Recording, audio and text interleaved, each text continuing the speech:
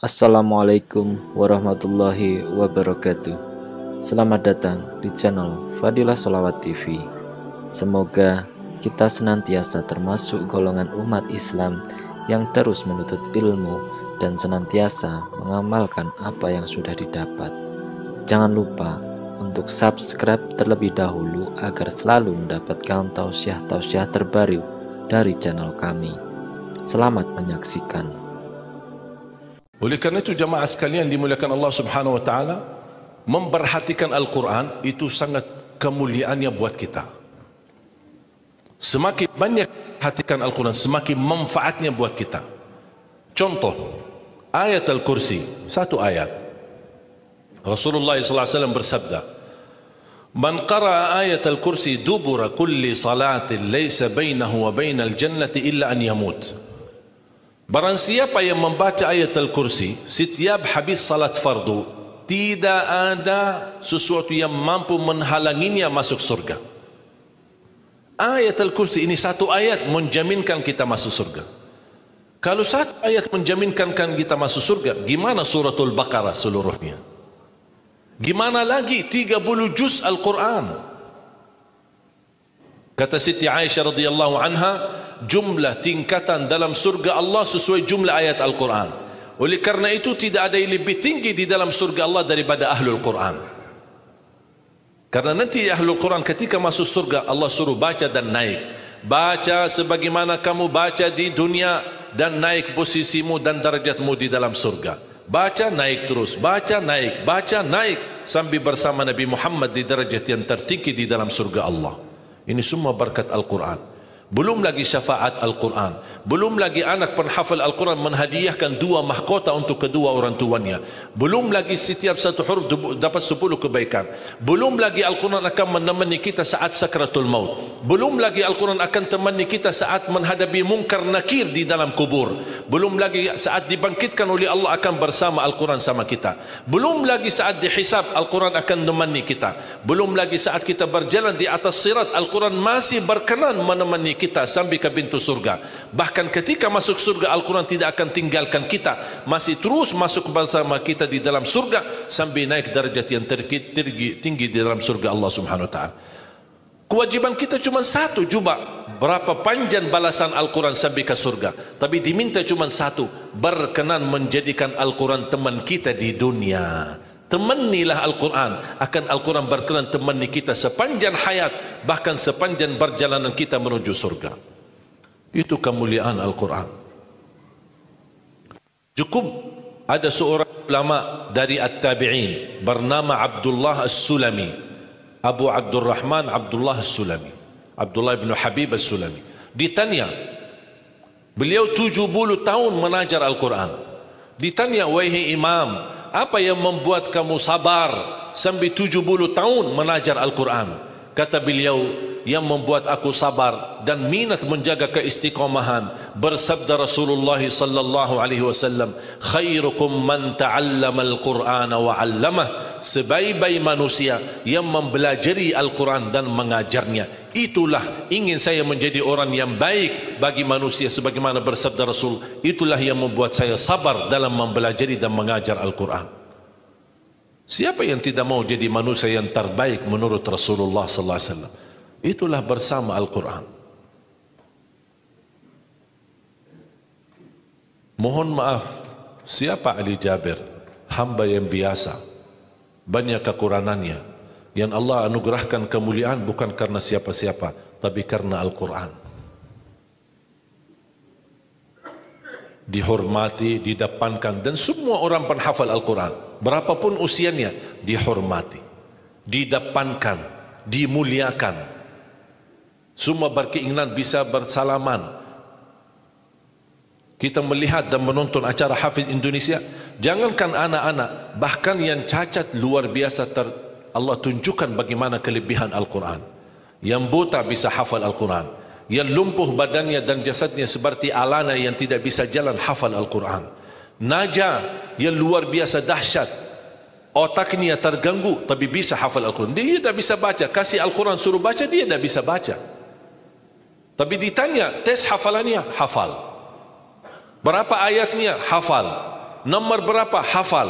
Kanan kiri hafal, atas bawah hafal. Allah menunjukkan kepada kita, Allah tidak akan melepaskan Al-Quran menjadi jaminan ditolong.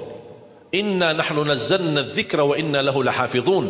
Kami telah menurunkan Al-Quran dan kami akan menjaganya.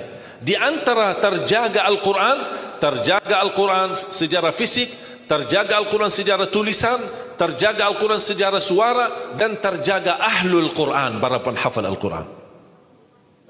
Oleh kerana itu jamaah sekalian, selalu saya mendorong masyarakat, kalau kaum muslimin muslimat di Indonesia merasa dirinya gagal menjadi penghafal Al-Quran, jangan putus asa. Tetap masih anda bisa menjadi ahlul Quran.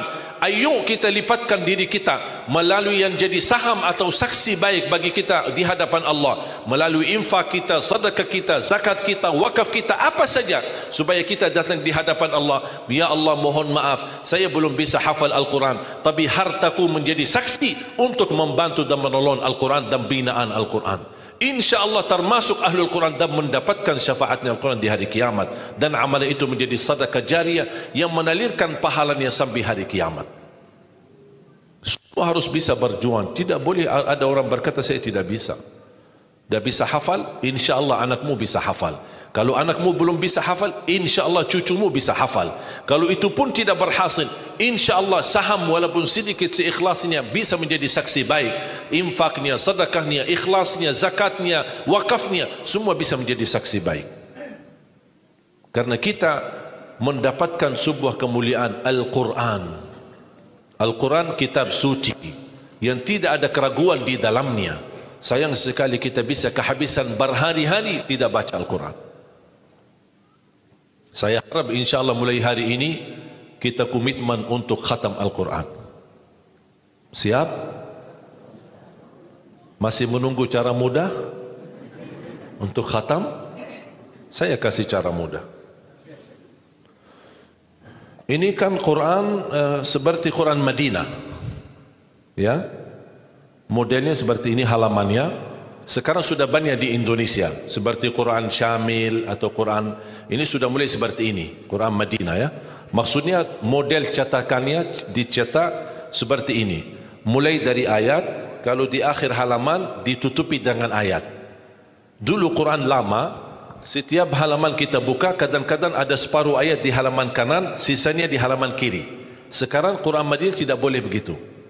Termasuk sudah mulai di Indonesia yang sudah disahkan oleh Kementerian Agama, disesuaikan seperti Quran Madinah. Jadi halamannya atas mulai dari ayat, kalau di akhir halaman ditutupi ayat, tidak disambungkan ke halaman berikutnya, supaya teratur.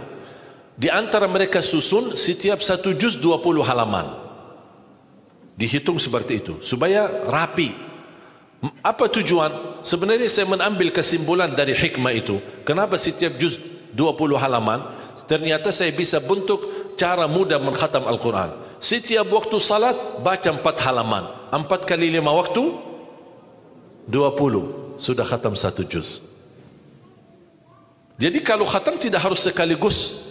Jangan habis ceramah anda posisi iman yang mulai naik, semangatnya luar biasa, pulang ke rumah baca Al-Quran 1 juz, besoknya masih semangat baca 2 juz, 3 juz dan seterusnya. Begitu menurun semangat tidak baca 1 tahun. Tidak boleh terlalu semangat, tetap semangat tapi diatur semangatnya. Standar 1 juz, tidak usah berlebih-lebihan. Jaga 1 juz, sedikit demi sedikit, istiqamah lebih baik daripada banyak tapi terputus. Dan itu bersabda Rasulullah SAW, khairul amali adwamahu wa inqal, sebaik-baik amal sedikit tetapi istiqamah daripada banyak tapi terputus. Makanya setiap waktu salat baca 4 halaman, 4 kali 5 sudah 20. Kira-kira cocok? Hah? Siap bu? Mau fikir dulu ya? Kira-kira mau nggak lebih mudah lagi?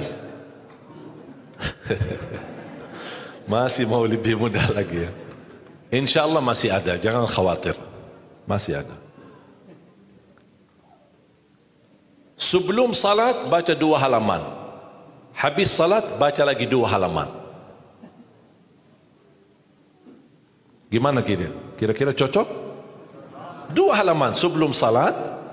Kalau 4 halaman sekaligus terlalu berat, tak apa-apa, bagi 2. 2 halaman sebelum salat, 2 halaman sesudah salat.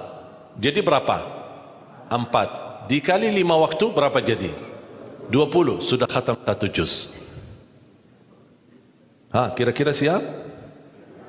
2 halaman. 1 kertas.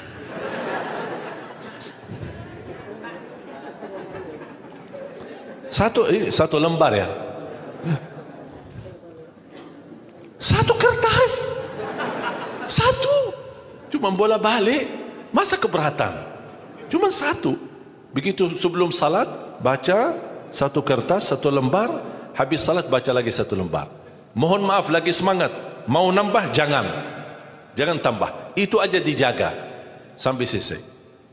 Kalau ini bisa dijaga, insya-Allah husnul khatimah. Istiqamah dibaca. Siap? Fikir-fikir dulu atau gimana? InsyaAllah aman ya, cocok. Cocok? Masih mau lebih mudah lagi? Bu, mau? Mau lebih mudah.